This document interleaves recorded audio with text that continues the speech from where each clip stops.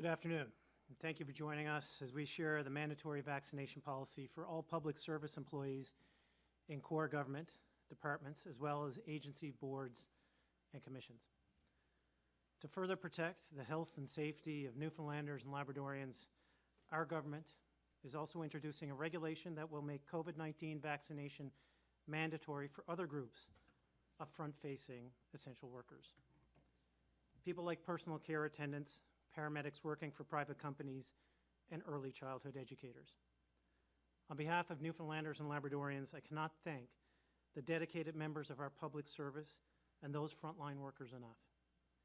Facing immense challenges throughout the pandemic, you have continued to provide necessary services and programs to the people of our beautiful province.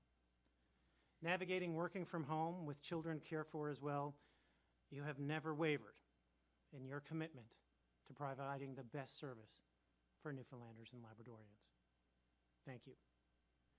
By December 17th, 2021, all public service employees are required to be fully vaccinated against COVID-19 or have an approved medical exemption. This is not a decision that we made lightly.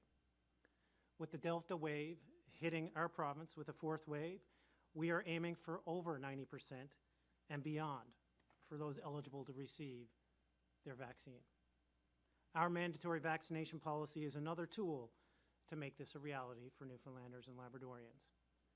It's another tool to help people feel safe, because being fully vaccinated protects not just an individual, it protects all of us, our communities, and our province as a whole. I'm confident that our public service will continue to do their part to protect our friends, families, and co-workers.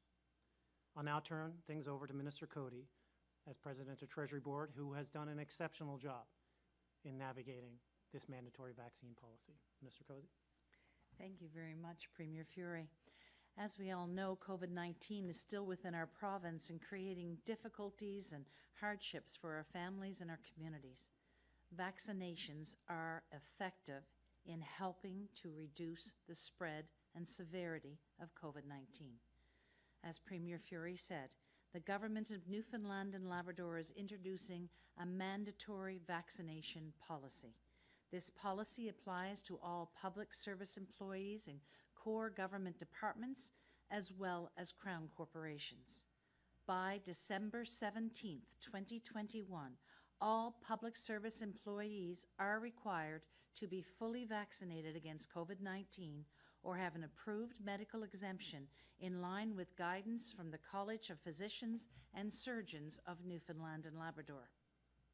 All new hires on or after December 17th, 2021 are required to be fully vaccinated at the time of their employment start date. Government and Crown corporations will take the necessary steps to ensure the policy also extends to any vendor, supplier, contractor, or volunteer who regularly works alongside public service employees during normal business hours. We're implementing this policy in an effort to ensure continued safety in the workplace, as well as to provide additional health protection to all Newfoundlanders and Labradorians. On behalf of the Treasury Board Secretariat, I'd like to thank our public service unions and our Crown corporations for their input and advice discussions during the development of our mandatory vaccination policy. For those employees that are fully vaccinated, thank you for keeping your family, your friends, colleagues, and community safe. And if you are a public service employee and you are not yet fully vaccinated, please ensure you are on or before December 17th, 2021. Vaccinations work. Let's protect one another.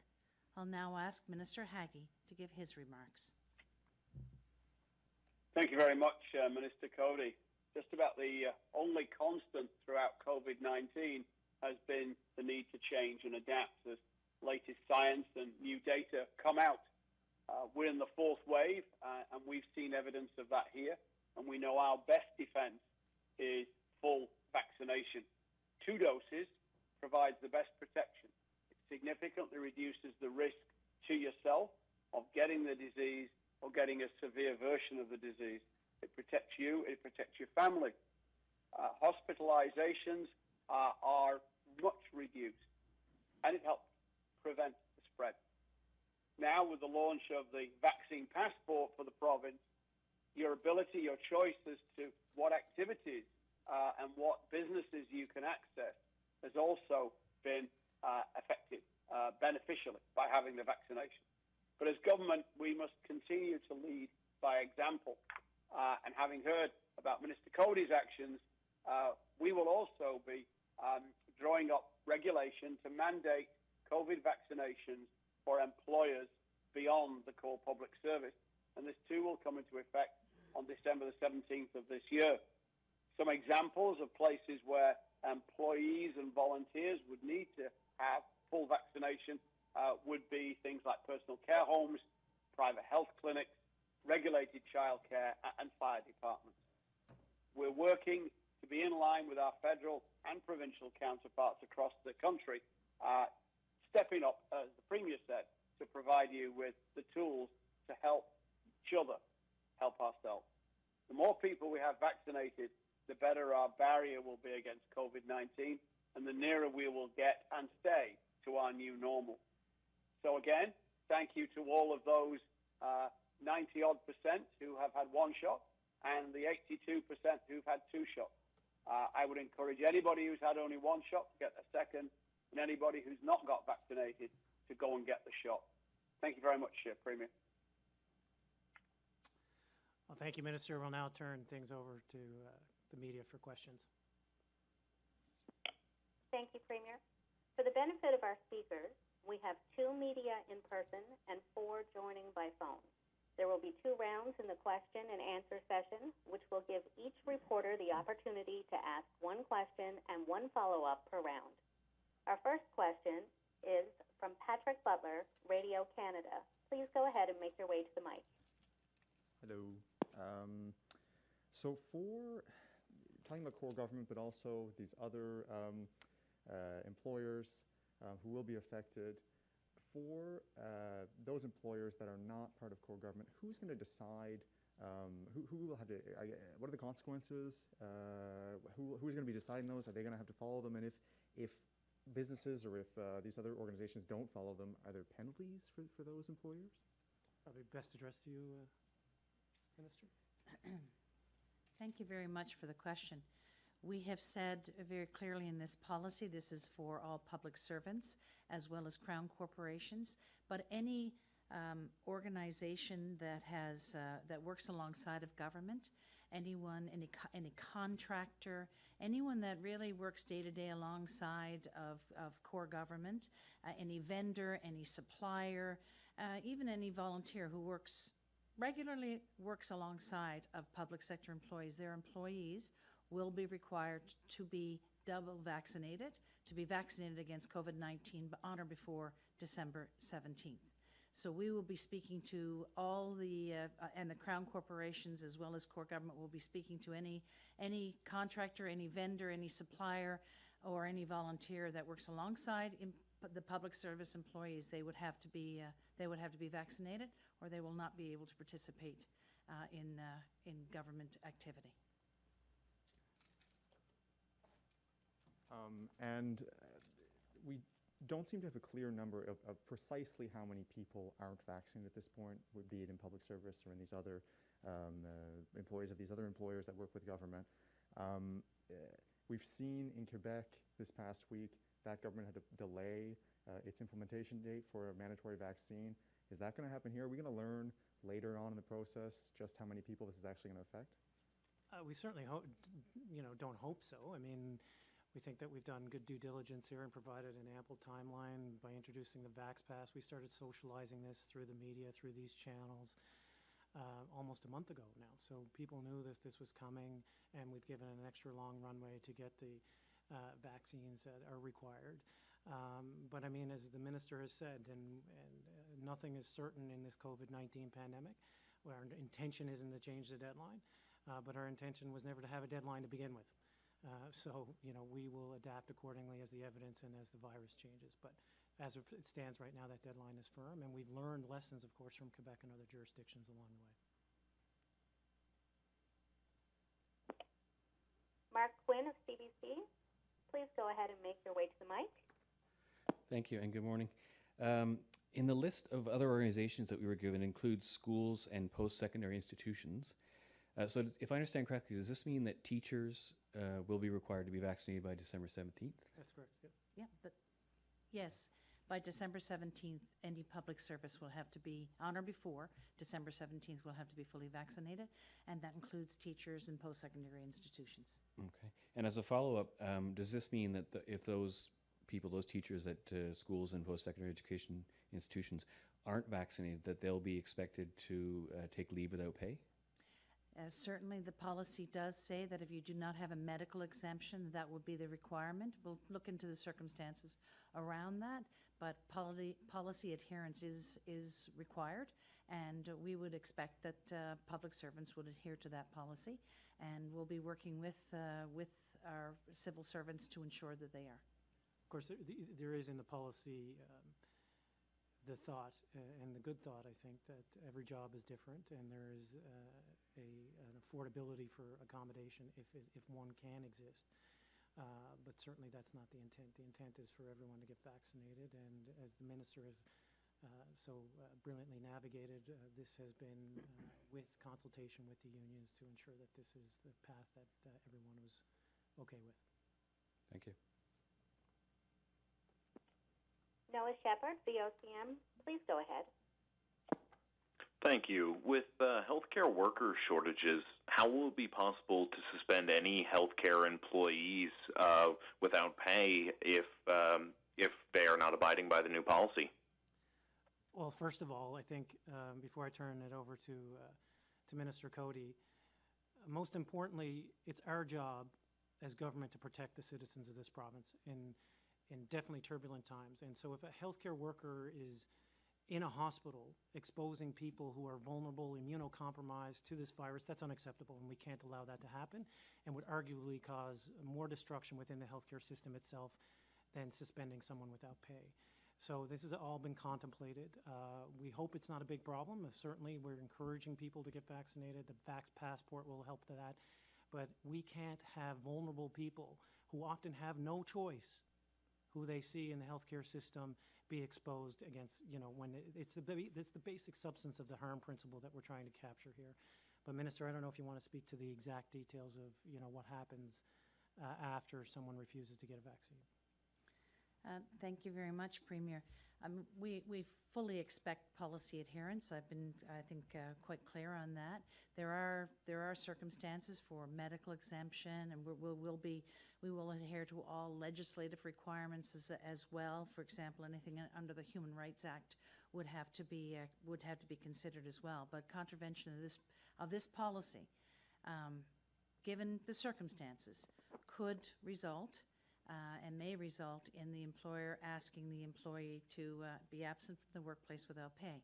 Having said that, I fully expect our healthcare system is very, very strong. I know that the medical professionals understand how important it is to get vaccinated, and I would think that they'll be compliant with this as well.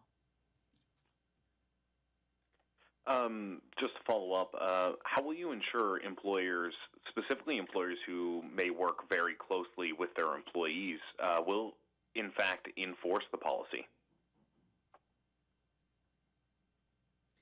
Well, certainly, as I've said, anyone who works closely with a Crown corporation or with government, any contractor, any supplier, any vendor, any volunteer, who works closely hand in hand with the civil servants, they will be required to inform and ensure that all employees are fully vaccinated. And if they are not, they will not be able to continue on doing the work that they had been doing previously. So I would anticipate any contractor, any vendor, any supplier, any volunteer will ensure that they are fully vaxxed. Peter Jackson, The Telegram, please go ahead. Good afternoon. I'm curious, though, about private businesses.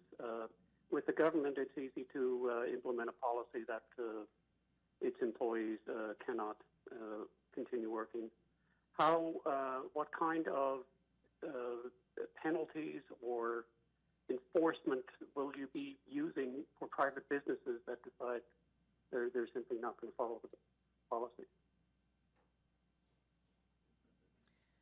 Thank you again for the question. We are extending this policy to anyone. We also want to support our civil service, our public servants, and make sure they are protected as well. We want to make sure we have a very safe work environment, and therefore anyone who works alongside civil service, public service on a day-to-day basis, during normal business hours would be required to have that to be fully vaccinated.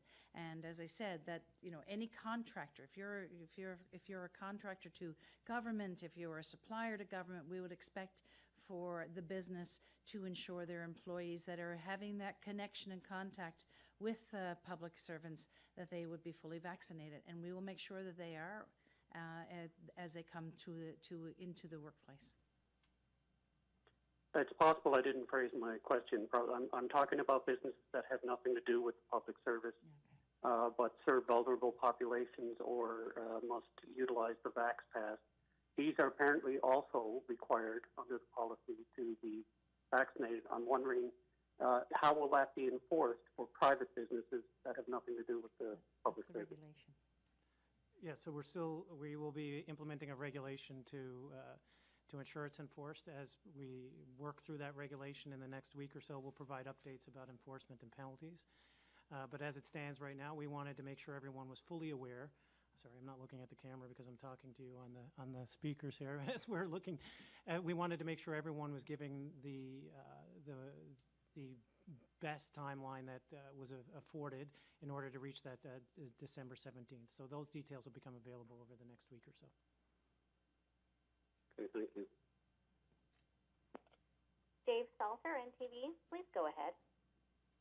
Hi, I just have a question about the testing requirements and what triggers those, because we were told in the briefing earlier that if you have medical exemption, you don't have to be vaccinated. So if those people that are medically exempt don't have to be tested, I guess sort of a two-parter. Why aren't they being tested, and what would trigger a test?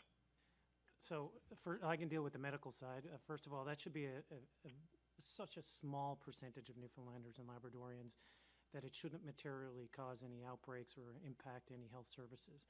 The only reason, as I'm sure you're aware, to avoid a vaccine for medical purposes is an allergy to one of the components of the vaccine or pre-existing pericarditis or myocarditis secondary to the vaccine. So it's a slim percentage of the population that would even apply to. So that would not have a material substantive impact on vaccine rates or subsequent epidemiology consequently.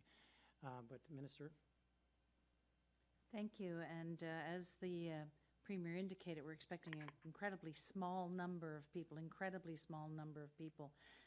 that would have either the medical exemption or based on exemptions under our legislative requirements, such as the Human Rights Act, that there would be a very, very small number of people. But we wanted to be clear in the policy itself that what type of testing would be acceptable, and that is the PCR testing.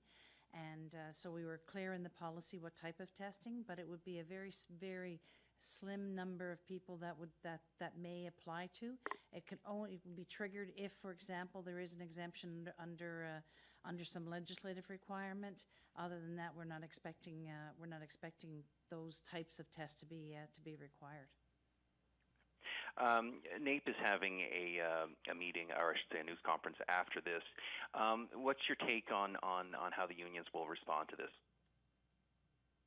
Certainly, I've had multiple discussions with all impacted unions, and we've had very thorough, and they've helped inform the policy. You can appreciate that we wanted to ensure that we had those kinds of conversations. I think overall they're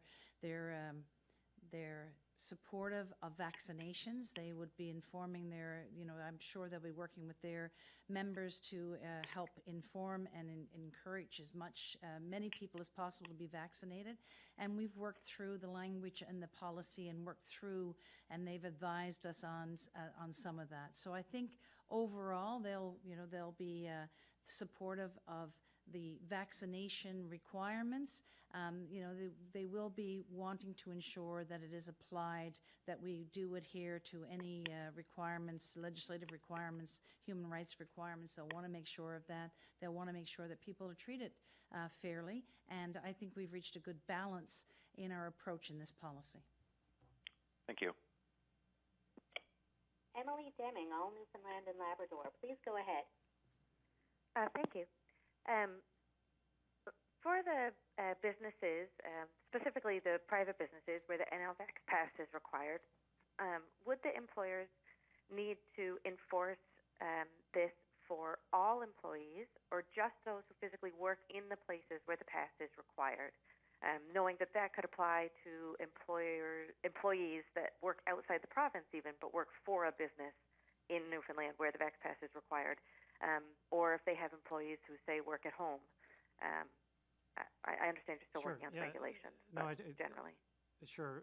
Again, the intent is, as we've said many times throughout this news conference, but certainly there is built into the policy the ability to accommodate or afford opportunities for specific employees. For example, someone who can just work from a screen with no contact with the public, then arguably the employer could allow an exemption there. But that would obviously not every job is the same. We know that, and a lot of those, well, hopefully very minimal of those small number of exemptions would be worked out through the employer and the employee.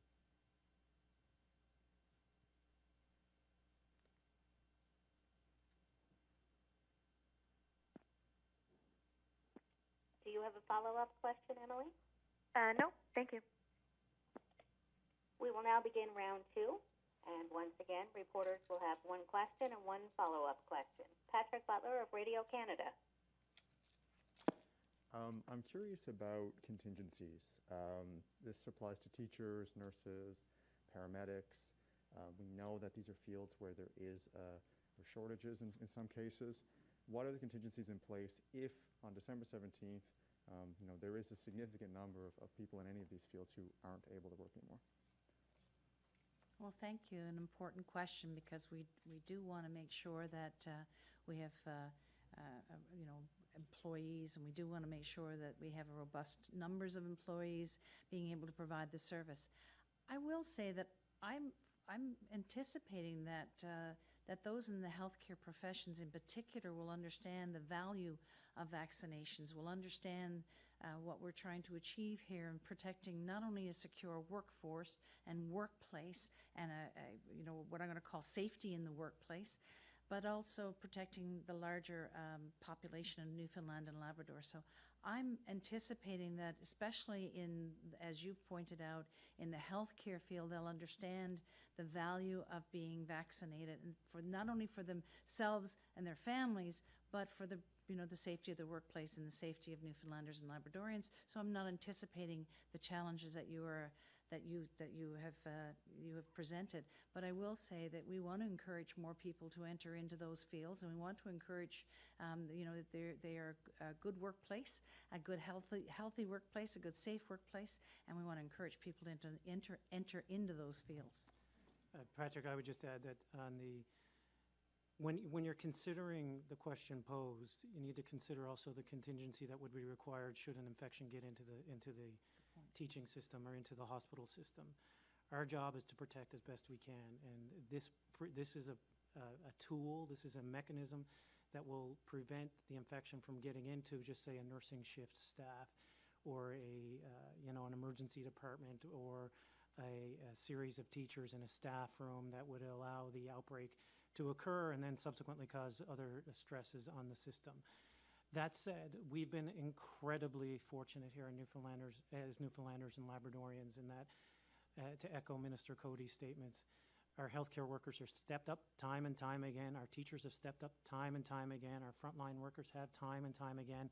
And we recognize that there are high numbers of vaccine in those groups, and I'd like to thank them for their compliance to date. And what I'm hearing from those who have already got the vaccine, who are in those positions, is they want their positions further protected, knowing that their colleagues are also vaccinated. Good point.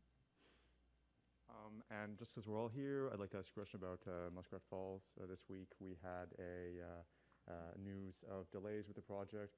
Is there a new date for finishing Muskrat Falls, and what does this mean for ongoing discussions on rate mitigation? Well, the discussions are ongoing as we speak between all parties with respect to rate mitigation. The changing date, I don't think will have a material impact on that.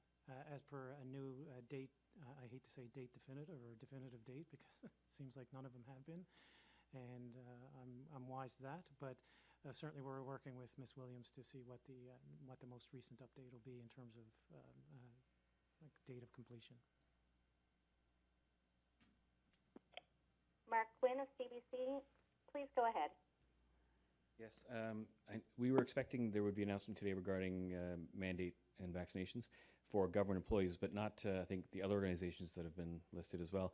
Why did you decide to extend it beyond government employees? And I guess as a second part, I'll ask my second question later.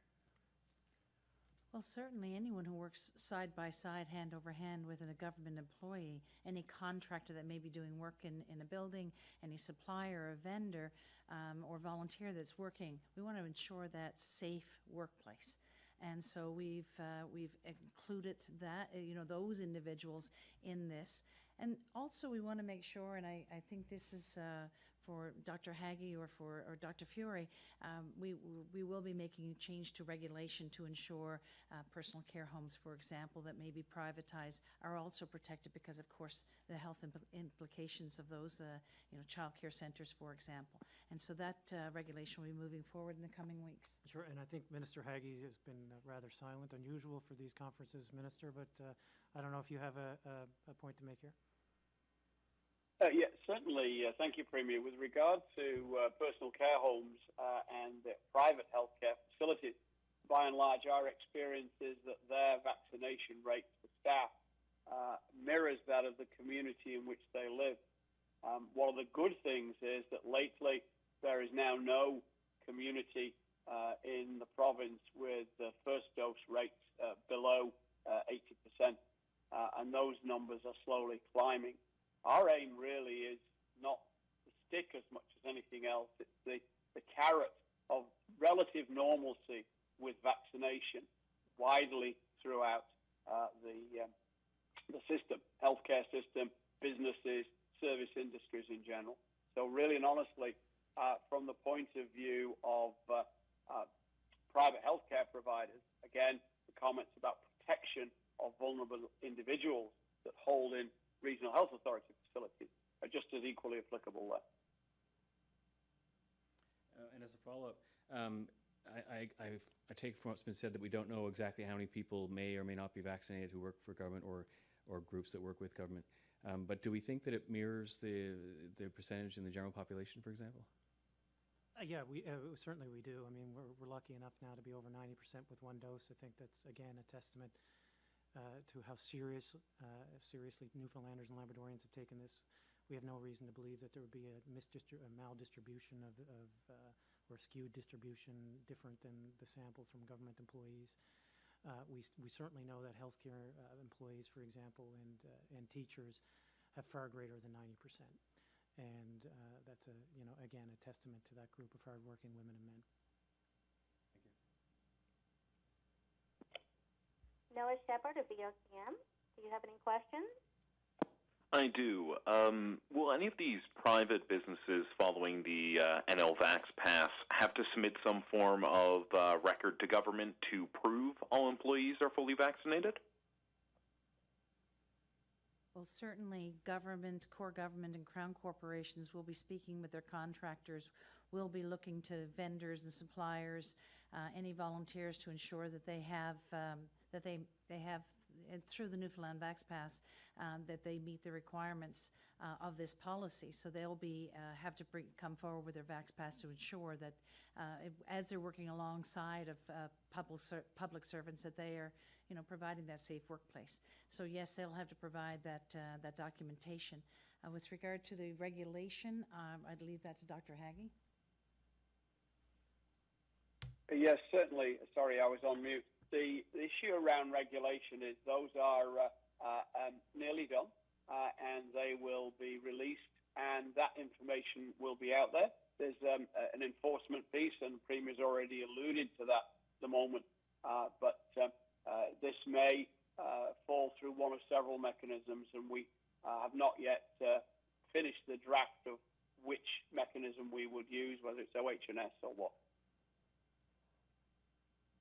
Thank you. If a person refuses and continually refuses to get vaccinated, will they be fired or laid off, such as I believe is outlined in the Ontario's version of this type of regulation, as that impacts benefits like EI? Well, I won't speak to the federal system, but a contravention of this policy, given consideration to specific circumstances, will result in action by the employer, and that may include being, having to be absent from work without pay. That is the end result. If we have someone who doesn't meet with any of the exemptions, who certainly just is not compliant with the policy that exists, and given any circumstances, they would be removed from the workplace without pay. Thank you.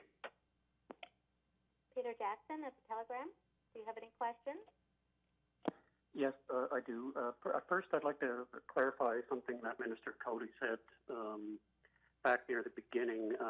We were under the impression that there are only medical exemptions will be considered, but I believe you said that there is a possibility of a human rights situation that would arise. Can you explain what that would be?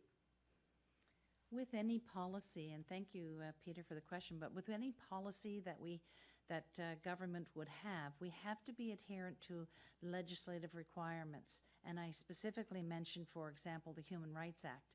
So we have to be under legislation. We have to be legislatively aware and understand the requirements under the Human Rights Act. So if, for example, there is an employee who feels that they have a case under the Human Rights Act, they would bring that forward to the appropriate authority and appropriate person within their workplace, and it would go through the normal mechanisms that any type of human rights case would move through within the workplace. So we do have legislative requirements that we have to meet, and this we have to provide that opportunity for that review.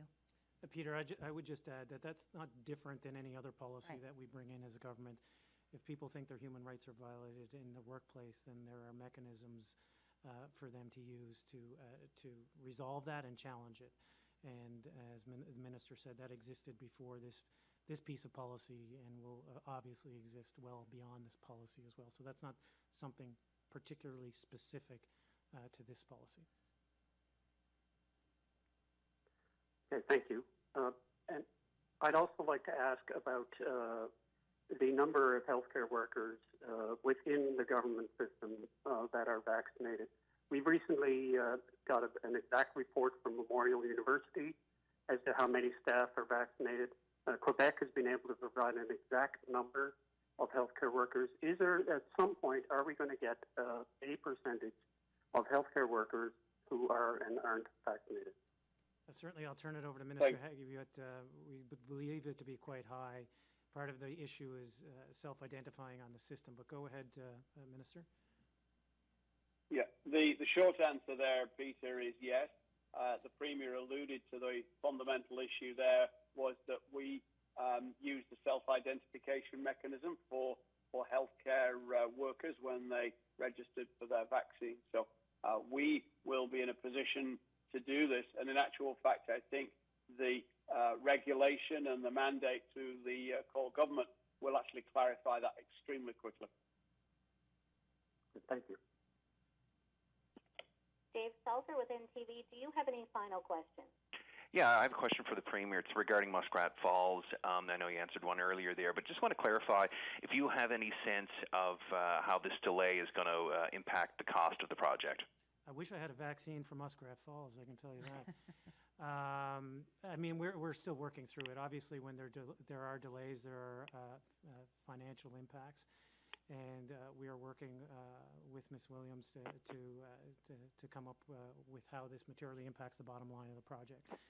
As I understand it, they're not substantive delays, but again, I would never pretend to give an exact date or an exact quantum of the delay itself, because one thing is certain, that would seemingly be wrong. So we are moving towards a date completion, and as soon as we have an update on the material impacts of that with respect to the fiscal bottom line, I'll be sure to provide it. Thank you, Premier. And Emily Deming of All Newfoundland and Labrador, do you have any final questions? Yes, this is a two-part, but real quick, just to clarify two of the phrases. For schools and post-secondary institutions, is that private and public schools? Minister, I believe it is, but Minister, just confirm. Yes. Yeah, thank you, Premier. Yes, the short answer to the short question is yes. Okay, thank you. And the other one is, it says that an appropriate healthcare provider is who you go to get a medical exemption. Who would that be other than a family doctor? So if you don't have a family doctor, where would you go for that? A nurse practitioner. Okay. Thank you, everyone, for your time today. Premier, do you have any final comments? Thank you all for joining us today. Believe me, there's none of us that wanted to be in this situation, but there's no one who wanted to deal with a pandemic either. The ministers and I have been working hard, along with the core public service, to provide the best service to you possible during these troubling times. And we believe that this mandate is the next step. Unfortunately, we're still working through the pandemic to allow you to continue your most normal life in a safe way. So thank you all for doing your part. We'll continue to do our part, and we'll work our way through it together. Thank you. Thank you, Premier Furey. Stay safe, everyone. Take care of yourselves and each other, and enjoy the rest of your day.